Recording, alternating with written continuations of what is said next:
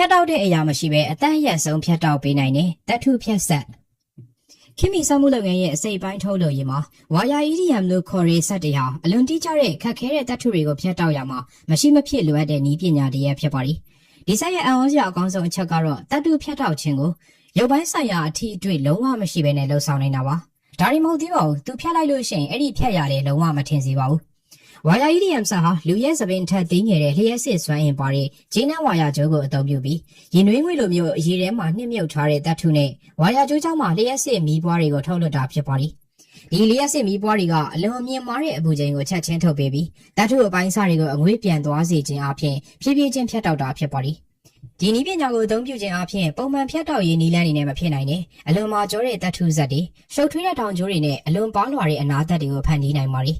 ဒါကြောင့်မလို့ဝါယာ EDM စက်တွေဟာလေရင်အစိပ်ပိုင်းတွေဈေးဘက်ဆိုင်ရာကိရိယာတွေနဲ့မိုးလုပ်ငန်းလိုမျိုးအမြင့်ဆုံးတိကျသေးကြမှုလိုအပ်တဲ့ထုတ်ကုန်တွေအတွက်မရှိမဖြစ်နည်းပညာဖြစ်ပါတယ်